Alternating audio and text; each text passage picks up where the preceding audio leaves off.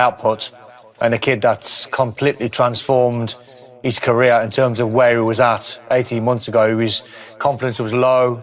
He just thought at one point, the last place, he looked like he wanted to be was on a pitch for quite a while with Marcus Rashford.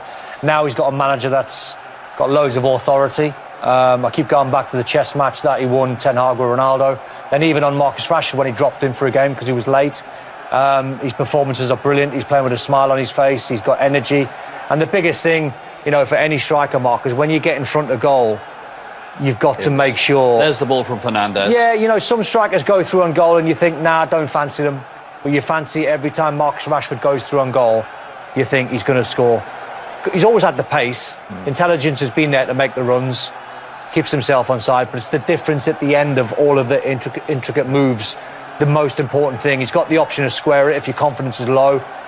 The form that he's in, no chance. What are you thinking about squaring that, Tim? Is he not in the form in? which Marcus is in. He's playing with a smile on his face. There was a warning just before. You play a high line at your peril against this boy. I mean, he just takes it to you. You know, he's very, very direct. Got loads of pace, great ability, as you see here. Should have done better with that finish. I think the reason he's playing high up is conserving his energy. Weghorst is doing all the donkey work really in deeper area, certainly off the ball. And when he can, he's holding it up. But there was no question when he got in here, he was going to finish. You know, he lets the goalkeeper. And is that very deliberate from Ten Hag that he brought Weghorst in to do that? I think so. To maximise what he can get from I think what he's saying to Marcus, you're the one with the quality. You're the one who's going to threaten him behind. You're going to stretch teams. They cannot squeeze the pitch. Because if they squeeze the pitch, you're going to get him behind. If Weghorst is the last man, they can stay high and still get back and catch him.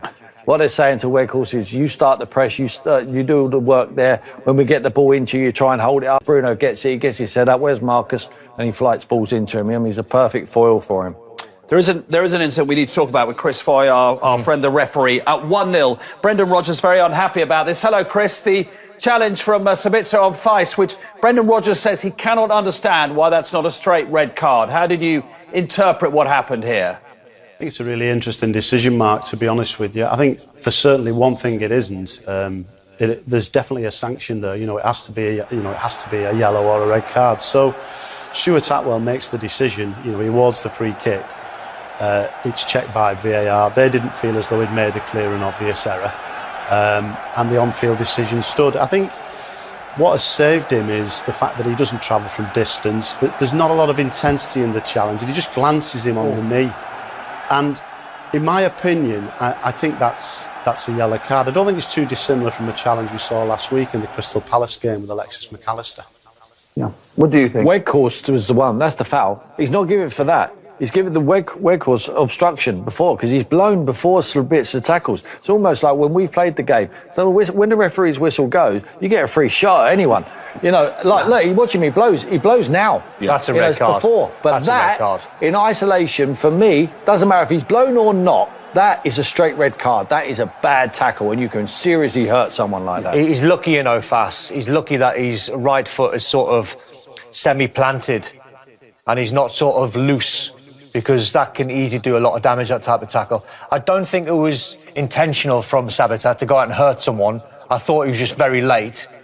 But I think it's how high he was. Yeah. I don't think it was very interesting that you two think it was a red and Chris thinks it was yellow. Normally it's often the other way around. I feel it's a strange one because I'm looking at it from Sabitzer's point of view, and I don't feel as though there was an intent from the player to hurt Wout Faes. Yeah. He got there late. If the tackle was quite low and you get there late, I'd be going yellow card. It's accidental. Yeah. I feel for him. It's the fact that it's actually quite above the knee. It could have done a lot of damage. When it's that high, close to the knee or above, I'm thinking that has to be a red. Chris, thank you very much indeed. We'll catch up with Chris a little bit later. A little bit later. It is for now. Good game's a quick game. Erik, after a tough week, trip to Leeds and Barcelona, this could have been a really difficult assignment. So you must be delighted with 3-0. First half was really tough, but first it has to do with Leicester. They play a really good game. They made it really tough for us to create great chances, but also to do with us because we were not consequent, undisciplined in our rules and principles from football and the way we want to play. And then you get hammered. And luckily, we had David de Gea, played a brilliant game. Yeah, 2 great saves. How important were they in this victory overall? Very. Because meaning of the first goal, it's going to be really hard when you get down. We have seen it against Leeds, what happened then. But this team is resilient, I know, and determined to return in the game. But when we score the first goal, our life is much more easier than we have seen. And of course, it's also great assist, good finish, Ressi. And then after the halftime, we were more easy because we follow the rules and we play brilliant and we create a lot of chances. And then you see the quality of this team. Marcus, since the World Cup, that's 16 in 17. I mean, I'm not sure what else you can say about what he's doing at the moment, but every time he goes forward, it looks like he's going to score. Yeah, but he has to be hungry. And when he shows that hungerness, every game, his chance will come in, because this team is good. And this team will give him in the right moment the right pass. And for me today, for instance, Bruno Fernandes was brilliant. He was best player on the pitch and gives such magnificent passes, crosses, passes behind the defending line, combinations.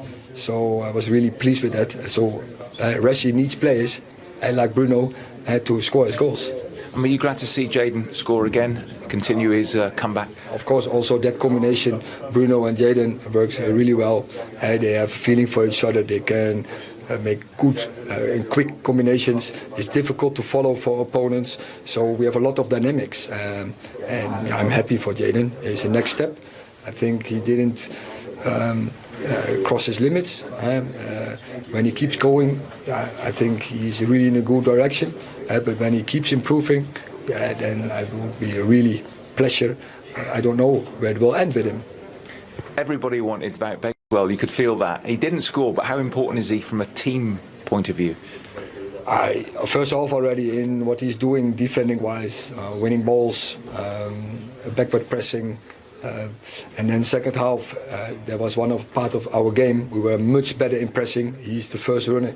He's doing that in a really good way, but also as a target to linking up his movements without ball. He creates spaces. For instance, with the third goal was really. You can really, when you look back, you see it really clear what he's doing to get opponents away and make open a space for others, where Bruno and Jadon could finish. Finally, Erik, you've now got a fantastic selection dilemma. Everyone wants to play against Barcelona. Everyone wants to play in the cup final. That must be great for you. You've got some big choices. Yeah, but we need such luxury decisions, problems we need. So we have to see which lineup we choose, but we need a win. We know that. Barcelona, big opponent, so we need also the bond with our fans. So Thursday, Old Trafford have to be a fortress, and have to be a vibe in the stadium that we really have the feeling we are playing with 12.